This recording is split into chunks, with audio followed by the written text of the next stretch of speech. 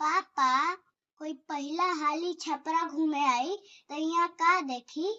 बहुत कुछ देखी बेटा, नीमन देखी, खराब देखी। कुछ बताई।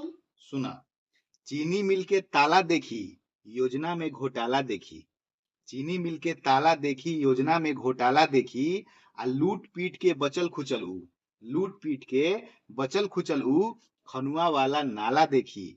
आ जेपी जी के गांव देखी, लोकनायक जेपी जी के गांव देखी। आ बालू वाला नाव देखी। आ मिसिर भिखारी लिखले रहलन उ भोजपुरी के भाव देखी। आ नेता लोग के काम देखी, नेता लोग के काम देखी। आ आमी में माई के धाम देखी। आ हरिहर नाथ के मंदिर यहाँ सड़क पर लागल जाम देखी।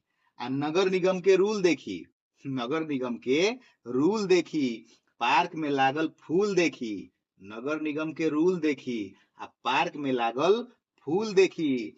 आ शहर के छाती फाट रहल बा, शहर के छाती फाट रहल बा। डबल डेकर पुल देखी। आ मौर्य ध्वज के किला देखी, मौर्य ध्वज के किला देखी। आ हाकिम लोग के लीला देखी, मौर्य ध्वज के किला देखी, हाकिम लोग के लीला देखी।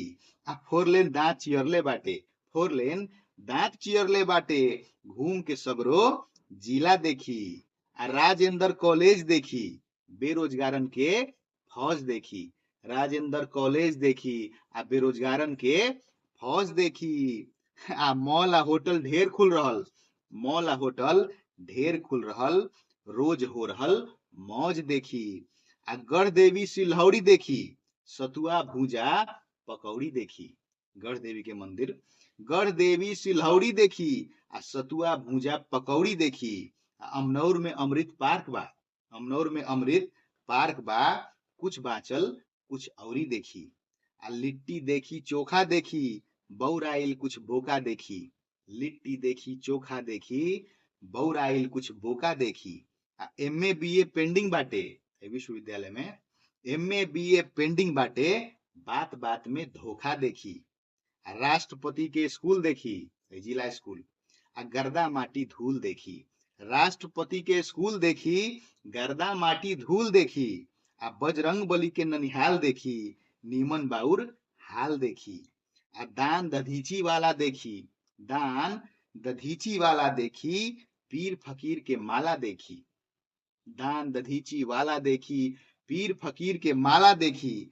आ जात पात के पचड़ा देखी, जात पात के पचड़ा देखी। घूम घूम के छपरा देखी, घूम घूम के छपरा देखी। बुझला।